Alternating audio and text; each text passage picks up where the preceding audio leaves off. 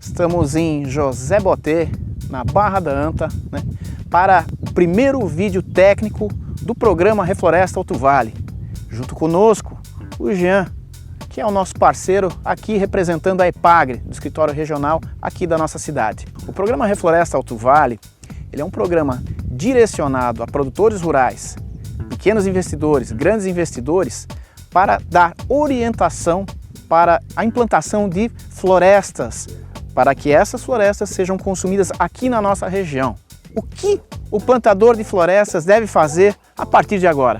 Ele vai seguir um roteiro básico, né, que envolve desde a indicação ou orientações em relação às áreas que podem ser utilizadas, né, que basicamente são áreas que não estejam em área de APP, em margens de córregos ou rios, né, e áreas de topo de morro ou com declividade acima de 45, né. É importante também ressaltar que nessa primeira etapa é necessário uma análise de solo, né. Esse é um momento que o agricultor não deve abrir mão de fazer esse trabalho de coleta de solo, uma coleta que envolve pelo menos de 15 a 20 pontos por hectare, para ter uma boa representatividade do solo e em seguida ter as informações necessárias para realizar a adubação. Uma segunda etapa, né, da parte de plantio, de preparo do solo e plantio, né, seria a limpeza da área, né, que o agricultor vai fazer com o maquinário que tiver, né, trator de esteira, e a descompactação, que é uma ferramenta necessária para a maioria dos casos que a gente tem na nossa região, né, de solos que em geral são compactados por uso para agricultura convencional ou mesmo em áreas que já foram utilizadas para reflorestamento.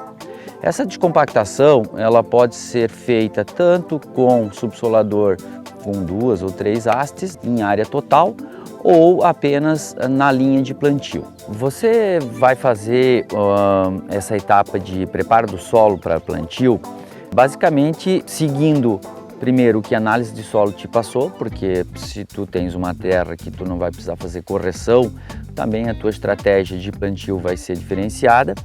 E se tu tem áreas, por exemplo, que não são compactadas, tu também elimina, por exemplo, uma etapa de subsolagem, né? Na nossa região, uma das situações que a gente encontra muito dentro até das pequenas propriedades são manchas de solo, né? Então isso é muito comum, então é importante se fazer essa observação na área toda antes de começar tanto o preparo quanto a própria coleta de solo, né? A análise de solo que a gente vai fazer basicamente é para verificar a questão de acidez, que é mais importante para a cultura do eucalipto e menos para a cultura do pinus, e os macronutrientes, né? Fósforo, potássio, nitrogênio, cálcio, magnésio. Quando a gente fala em adubação, em nutrientes, a gente já tem segurança para dizer que tanto para o pinus quanto para o eucalipto, a adubação é uma etapa importantíssima, pois traz sim rendimentos superiores. E isso a gente verifica também em função da genética que as mudas estão trazendo, né? Hoje a gente trabalha com materiais melhorados, com materiais selecionados, e então esses materiais estão respondendo muito bem à adubação. Por isso é importante fazer uma análise e ter uma recomendação depois por um técnico. Um outro ponto importante nessa etapa inicial é você delimitar os locais de estradas, né? Essa questão ela deve ser bem observada, porque principalmente na etapa de colheita você vai utilizar muito de acordo com o que você fez agora, né? Uma questão também que vale ressaltar é o plantio até as extremidades do imóvel, né? A gente tem que sempre lembrar que você vai ter um reflorestamento que vai atingir 20, 30 metros de altura e o seu vizinho pode ser impactado por essa atividade. Então o ideal sempre é deixar uma área de reserva nessa beira de extrema, que pode ser utilizado como acero depois também. Na escolha do local do plantio, o agricultor sempre deve observar que a sua propriedade deve manter o maior número possível de fontes de renda e explorar no local mais adequado cada uma dessas fontes. Então o reflorestamento, ele não necessariamente precisa estar fora das melhores áreas de lavoura, desde que o agricultor tenha área suficiente para isso tudo, mas em geral ele vai ocupar esses espaços onde não é possível mecanizar, onde não é possível uma lavoura anual, que são ainda áreas que a legislação permite serem utilizadas, que não são os topos de morro, áreas com mais de 45 graus de declividade ou as áreas de APP. Dois pontos importantes são a drenagem e a profundidade do solo, né? Solos mal drenados aí não são indicados, mas normalmente são fáceis de se resolver, né? Serviços de máquina aí você consegue fazer uma drenagem em geral. E quando o solo é raso, né? Quando a camada ali de solo não atinge pelo menos 1 metro ou 1,5 metros, também não seria indicado para a cultura como reflorestamento. Quando a gente fala em solo raso, né, nós estamos falando em camada de terra e depois rochas, né? Então isso aí vai inibir o desenvolvimento radicular das plantas e consequentemente é um reflorestamento que não tem tanto potencial de ganho no seu ciclo. Aqui a gente tem uma área, né, para apresentar para vocês que está recém-plantada, né? Ainda é possível observar todo o trabalho que teve aqui com o preparo do solo, que foi feito uma subsolagem em área total. Antecedido disto, a gente teve também a parte de coleta de solo em toda a área, avaliação também dos locais adequados, dos problemas de drenagem que também foram resolvidos.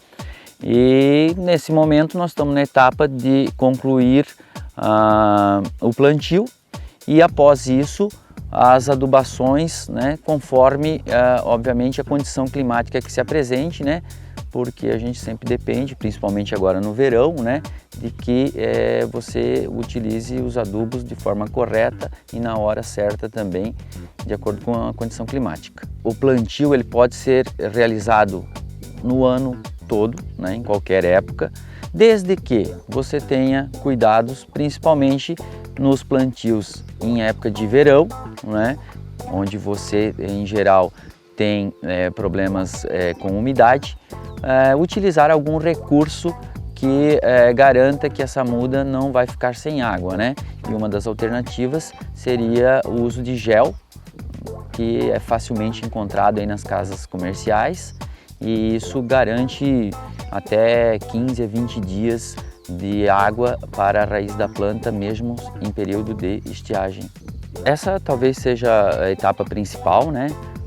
A escolha tanto da variedade ou da espécie que você vai cultivar, e uma das orientações também é que a gente não invista apenas numa espécie ou apenas numa variedade. É interessante o agricultor ter alguns materiais diferentes na sua propriedade. Decidiu, vou plantar essa espécie, vou plantar aquela, você deve procurar viveiros credenciados, viveiros registrados no Ministério da Agricultura, que já são locais onde você vai ter uma segurança de procedência, seja da semente ou seja do material genético utilizado para fazer aquela muda.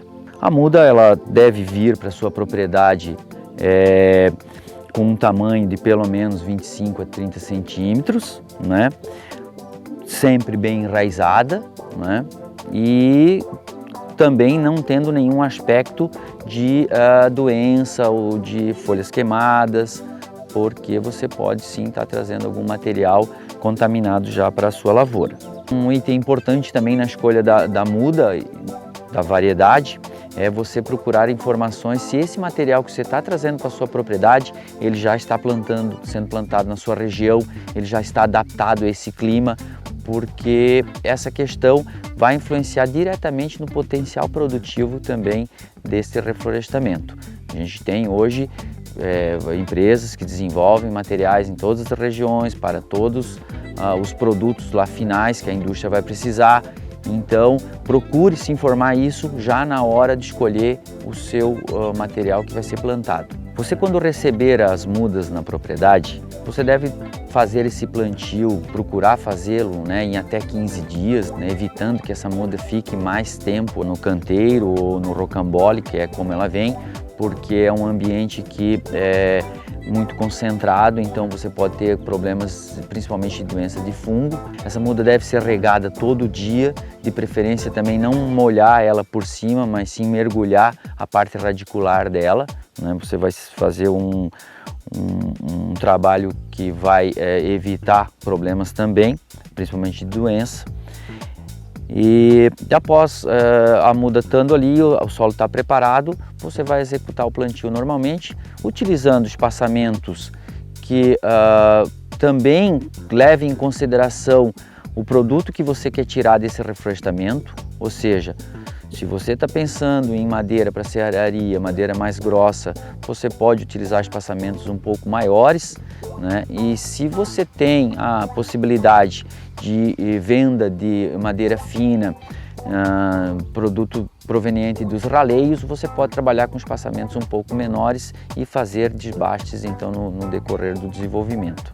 No momento do plantio, né, a primeira coisa que você deve fazer é um bom alinhamento, né, do local ali que vai ser feito o plantio, para você facilitar depois o serviço de roçada, né, a própria adubação, né, a própria colheita, ou seja, a movimentação interna dentro desse reflorestamento. Um detalhe importante, sempre estar cuidando para que essa muda não tenha suas raízes dobradas na hora de se colocar na cova, né, porque isso também atrapalha o desenvolvimento, e garantir que fique realmente naquele espaçamento que foi planejado, para você não ter nem sobra de muda e também não ter falta e depois ter um reflorestamento mal organizado já. A adubação ela tem que ser levada em consideração como um item muito importante, porque ela vai atuar nesses 2 primeiros anos de desenvolvimento do teu reflorestamento. Ou seja, você vai conseguir dar um ganho de crescimento que vai influenciar tanto lá na madeira final e na produtividade como um todo, mas principalmente no próprio ambiente que esse reflorestamento vai se desenvolver. Por exemplo, você com uma árvore crescendo de forma mais rápida, o próprio controle de plantas daninhas vai ser facilitado. Então realmente a adubação tem que ser feita na forma que a recomendação técnica vier. Você vai utilizar 2 adubações, né, que a gente chama adubação de pré-plantio, que normalmente vai ser utilizado uma fonte de fosfato e uma fonte de potássio, né, que são os principais nutrientes aí para a gente corrigir. Essa adubação preferencialmente deve ser aplicada a lanço em área total, né? E depois do plantio, em torno de 60 a 90 dias, você começa com a adubação de cobertura. Óbvio que isso vai estar relacionado com a condição climática, né, com o próprio preparo do solo, como foi feito, e com o desenvolvimento inicial dessa planta. Antes de se fazer essa adubação de cobertura, você vai fazer o coroamento, que é para já deixar essa área limpa, para não ter competição no uso desse adubo que você vai utilizar na cobertura. O coroamento, no pré-adubação de cobertura, ele vai justamente propiciar que esse ambiente de desenvolvimento da árvore que você plantou esteja sendo realizado com menos competição, né? Ou seja, as plantas daninhas não vão estar competindo nem por adubo, nem por umidade e nem por solo que está ali presente e luminosidade. Tendo a necessidade de maiores informações, né, sobre todos os aspectos técnicos envolvidos no plantio do seu reflorestamento, você deve procurar um escritório municipal da Epagre e também pode utilizar o site do programa Refloresta Alto Vale, onde você vai encontrar as informações necessárias.